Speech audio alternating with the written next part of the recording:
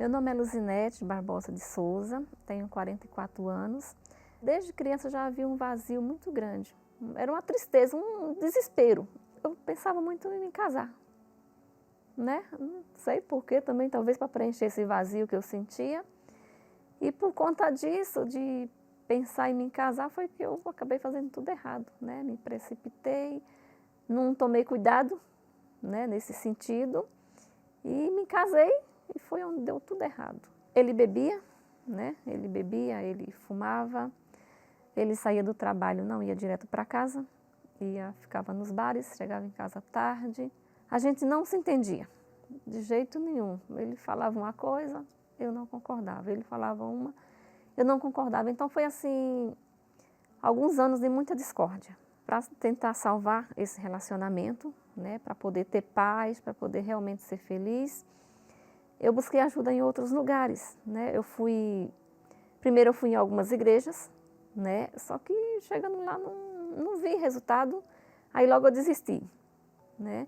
E passado mais um tempo, né, como aquela situação continuava, e aí me indicaram, né, a casa dos encostos, né? E eu fui achando que eu ia ser feliz, que eu ia buscar, que eu ia encontrar a solução naquele lugar, né? Só que realmente não encontrei nada disso. Já tinha depressão, só que com essas frustrações e de tanto buscar ajuda e não ver um resultado, aquela depressão só foi aumentando. Só foi aumentando a ponto de que...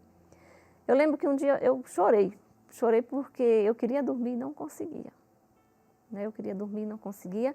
E o pouco de tempo que eu passava dormindo, que era muito pouco, era raro quando isso acontecia, era só pesadelos. Muitas vezes eu ouvi vozes, alguém me chamar, e eu saía, não via ninguém, inclusive às vezes chamava até com vozes de pessoa que eu conhecia, né? E eu saía e não tinha ninguém, e ali vinha um desespero muito grande, e foi quando deu início também a síndrome do pânico, né? E nesses momentos eu entrava em pânico. Ele chegou a marcar psicólogo para mim, psiquiatra, na verdade, ele marcou psiquiatra, onde o psiquiatra me encheu de remédios, né? Mas mesmo tomando 4 remédios por dia, eu não dormia. Não dormi e não tive melhora nenhuma. Foi como se não fizesse efeito nenhum aqueles remédios. O fundo de poço foi no dia que eu pensei em me matar, em tirar a minha própria vida e a vida dos meus 2 filhos. Ali foi o meu fundo de poço. Ali eu vi que realmente eu estava mal, que realmente eu precisava de ajuda. Numa madrugada dessas, né, de muitas madrugadas sem dormir, eu estava assistindo a televisão, né, e muda de canal aqui, muda de canal ali, aí parou na Record. Né, e lá estava o bispo, acho que era até no programa Fala Que Eu Te Escuto, e era exatamente aquilo, inclusive ele falou até você que está pensando em separação, de repente você está com as coisas tudo arrumadas, e eu olhei assim, minhas malas estavam tudo arrumadas, assim, minhas coisas com as coisas dos meus filhos, porque eu ia embora. Para onde eu nem sabia ainda também, mas eu tinha decidido que eu queria ir embora. E aí ele convidou, né, para estar na igreja no outro dia, fez a oração com um copo de água, eu participei também ali mesmo, sem orar, sem nada, mas só com pensamento em Deus. E no outro dia eu fui, já tinha até começado a reunião, eu entrei assim toda quieta, desconfiada, né, como sempre, né, a primeira vez sempre é assim. Mas o pastor, ele pregava muito forte, né? E ele falou com a Bíblia na mão, ele estava falando a mesma coisa que eu tinha escutado na TV. Ele fez um desafio da gente fazer 7 sexta-feira. Se não acontecesse nada, que ele rasgava a Bíblia, que ele deixava de pregar a palavra de Deus. E eu nunca tinha visto aquilo em lugar nenhum. Eu falei, meu Deus, isso aqui é muito forte. E ali me chamou muita atenção isso. Eu falei, não, se ele falou isso, então eu vou fazer. Vou fazer para ver se acontece. Naquela sexta-feira, eu já consegui dormir. Foi assim, eu sei que as coisas não acontecem do dia para a noite. Mas naquela sexta-feira, eu lembro que eu deitei, quando eu acordei já era um sábado. E eu acordei muito feliz. Eu falei, meu Deus, depois de tantos anos, que eu acho que eram uns 2 anos e meio, mais ou menos, que eu não conseguia dormir direito, ali já foi diferente, eu já tive paz, eu dormi. Logo quando eu deitei, eu já dormi e só acordei no outro dia. E aí eu comecei sexta, quarta e domingo. Sexta, quarta e domingo. E aí depois eu fui indo outros dias também. Depois eu comecei mais dias.